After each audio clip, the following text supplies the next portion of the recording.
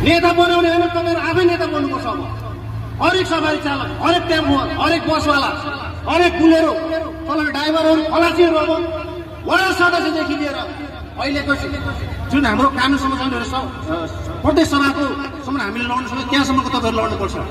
मैले त गत साउन 21 गति यही घोषित गरिसकेको छु कि धरानको मेयर म यो पालिको हो। मलाई जिताउनुहोस्। 1 रुपियाँ मैले भ्रष्टाचार गरेको प्रमाण भयो भने गोली हान्नुहोस् मलाई, या फाँसी चढाउनुहोस्। त्यो पनि जनताको बिचमा मैले भनिसकेको छु कि त्यस्तो व्यक्ति आउनु पर्यो भ्रष्टाचार गर्ने, मलाई गोली हान्नुहोस् या मलाई फाँसी दियोस् भने त्यो व्यक्ति आओस्। त्यस्तो व्यक्तिलाई भोट दिनुहोस् तपाईँहरू। म योपालि भन्न चाहन्छु मेयरको लागि अथवा प्रदेशको लागि केन्द्रमा त तपाईँ हाम्रो छैन।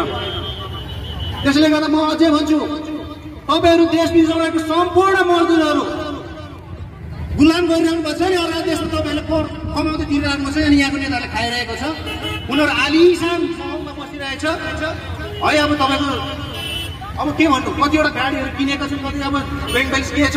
हाम्रो केबी ईश्वरको त अब तपाईँहरूले सुनिसक्नु भएको छ होइन।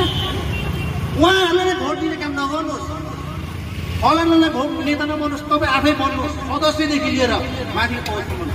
तपाईँ कुल्ली गर्नुहुन्छ भने पनि, तपाईँ लेबर गर्नुहुन्छ भने, मिस्त्री जे गर्नुहुन्छ, तपाईँ लुगा सिलाउनुहुन्छ, जुत्ता सिलाउनुहुन्छ, फलाम काम गर्नुहुन्छ, गाडी कुदाउनुहुन्छ, तपाईँहरू उठ्नुहोस्। अबको यो देश म भन्छु अहिले काठमाडौँमा राजा ल्याउनुलाई बल गरिदिन्छ, यहाँ गणतन्त्र बनाइदिन्छ। राजा पनि ल्याउने होइन, नेता पनि ल्याउने होइन, यहाँ अब मजदुर आउनुपर्छ यो देश चलाउनुलाई। मजदुर म त्यो भन्न चाहन्छु, आम मजदुरलाई मेरो आह्वान छ। यो देश नेताले होइन, राजाले होइन, अब चलाउनुपर्छ मजदुरले चलाउनुपर्छ। मजदुरले गर्छ 24 घण्टासम्म यो देशको रक्षा, यो देशमा रगत पसिना बगाउँछ।